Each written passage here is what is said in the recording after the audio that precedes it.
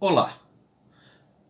Nesse segundo vídeo sobre as respostas de por que a gente erra, eu vou discutir com vocês um problema que tem a ver, na verdade, com o preparo dos experimentos que mostraram os nossos erros. Não quer dizer que esses experimentos não mostravam de fato os erros, mas de uma certa forma o que acontece relacionado com o uso de heurísticas, mas existem questões específicas que vale a pena a gente discutir, ainda que brevemente. Basicamente, o que se observa é que os experimentos, muitos desses experimentos, testaram o como a gente interpreta dados e como a gente interpreta informações, que existe uma forma correta de se fazer. Frequentemente, essa forma correta é uma análise estatística, é uma análise lógica. O problema é que os cientistas, ao montar esses experimentos, muitas vezes esperam que essas pessoas respondam a pergunta exata do experimento. Quando o nosso cérebro não é feito para responder perguntas de experimentos, e sim para ser competente nas ações do dia a dia.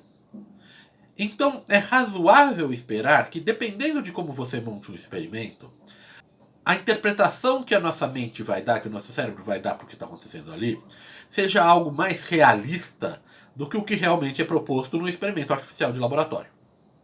E, de fato, isso é o que aconteceu em vários casos.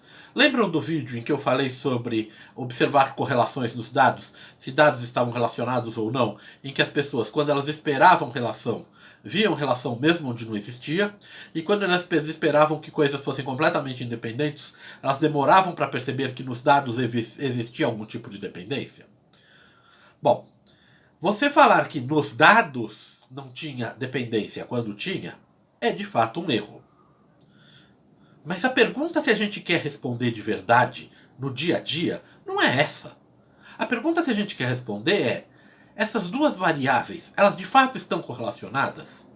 Por exemplo, se você está pensando se um remédio vai te ajudar a curar de uma doença, a pergunta que você quer responder não é se, naquele estudo, o remédio aparentemente ajudou ou não. A que você quer realmente responder é: o remédio ajuda ou não? Ou seja, ao ver um estudo, a coisa correta a fazer não é olhar só os dados. É pegar todas as informações de estudos anteriores, do que você já sabe, de como, se você for um médico, de como funciona o corpo das pessoas, como funciona a química daquela substância específica, pegar todas essas informações e juntar com as informações do estudo para ter uma opinião final. Todas as outras informações são o que formam a sua opinião inicial antes de ver o estudo. A forma correta de chegar a uma opinião final é considerar tanto o estudo quanto a sua opinião inicial.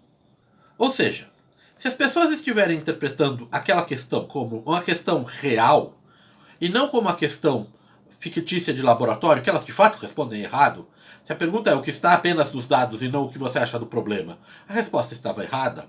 Mas se você quiser responder: essas duas questões estão associadas, tomar o remédio e melhorar ou piorar ou ficar na mesma acontece, o que você deveria fazer sim é considerar a sua opinião inicial.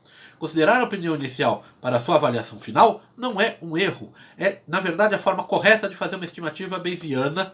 Bayesiano é um método de análise estatística e a forma correta inclui você incluir tudo que você já sabe, o que você aprendeu naquele momento, obter uma opinião nova. Nada mais natural.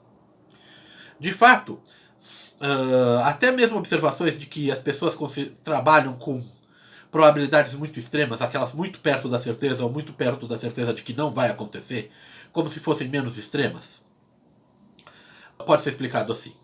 Um exemplo de como a gente faz isso é o fato de que, mesmo sendo extremamente improvável ganhar numa loteria, as pessoas jogam como se fosse muito mais provável de que a vitória acontecesse do que não. Certo? Bom, mesmo isso pode ser explicado se você considerar que as pessoas tinham uma opinião inicial sobre a chance de ganhar, ou vem alguém que calcula as probabilidades e verem quais são as chances reais, juntam as duas. Isso foi uma conta que eu mesmo fiz, está publicada já tem uns 14 anos, É legal agora que eu cheguei num momento em que eu posso citar a mim mesmo nesses vídeos.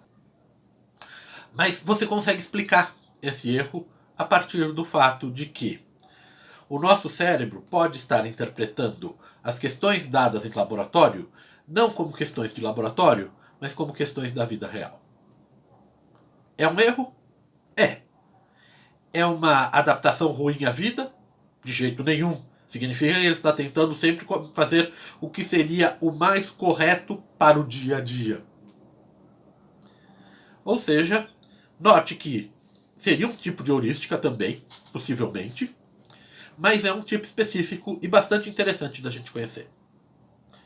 Bom, no próximo vídeo eu vou falar sobre mais uma explicação que é bastante recente, é uma coisa de 10 anos até menos para cá, de por que a gente erra tanto ao lidar com ideias e com as nossas opiniões. Essa tem a ver com o fato de que existem opiniões que a gente gosta, e a gente já viu que isso tem uma série de efeitos na forma como a gente raciocina. A questão é, por que a gente erra, mesmo quando pareceria que ter uma opinião correta seria do nosso melhor interesse. Então, até o próximo vídeo. Obrigado.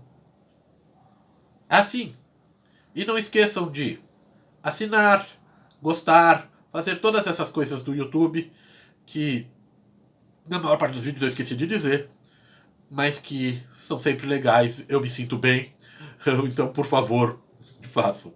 Bom, então, até mais